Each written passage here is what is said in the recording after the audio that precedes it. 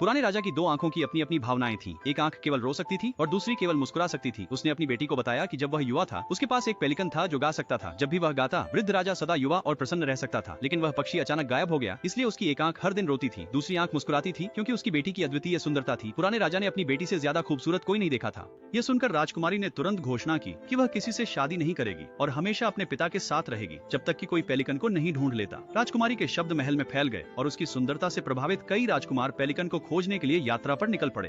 उसी समय महल में एक गरीब सेवक ने भी यह खबर सुनी। वह बूढ़े राजा को इतना दुखी नहीं देख सकता था, इसलिए उसने अपना सारा खाना पैक किया और पेलिकन की तलाश में निकल पड़ा। चलते चलते उसने अचानक सड़क के किनारे एक बूढ़े भिखारी को देखा। भिखारी ने खाने के लिए मांगा और नौकर ने उदारता पूर्वक उसे 2 रोटियां दी। आश्चर्यजनक रूप से भिखारी को पता था कि पेलिकन कहाँ है। राजकुमार भिखारी के पास से गुजर गए, लेकिन किसी ने भी उसे खाना देने के लिए नहीं रोका। इसलिए भिखारी ने केवल दयालु सेवक को ही जानकारी दी। पेलिकन समुद्र के दूसरी तरफ उड़ गया था और पैदल चलना बेकार था। भिखारी के निर्देशों का पालन करते हुए सेवक ने एक जो जंगल में रहती थी उसने चुड़ैल को बताया कि वह गाने वाले पेलिकन की तलाश कर रहा है। उम्मीद करता है कि वह मदद कर सके और पेलिकन का गाना उसे फिर से युवा बना सकता है। चुड़ैल उसकी बातों से प्रभावित हुई और तुरंत उसे एक सुनहरा घोड़ा उधार दिया, ये कहते हुए कि यह पेलिकन को खोजने में उसकी मदद करेगा। सुनहरा घोड़ा वास्तव में विशेष था। नौकर को ले जाता और प्रकाश की किरण बनकर कुछ ही समय में समुद्र के दूसरी ओर पहुंच जाता। वहां पहुंचकर सुनहरा घोड़ा नौकर से पूछने के लिए कहता, पेलिकन के ठिकाने के बारे में पूछताछ करने और उसे एक सीढ़ी दी।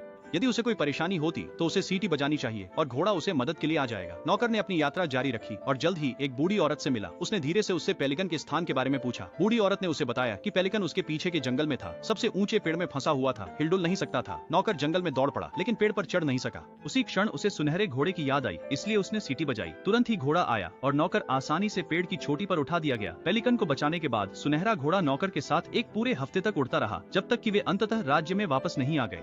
नौकर ने जब दूर से परिचित परिदृश्य देखा तो उसने पेलिकन से गाने के लिए फुसफुसाया।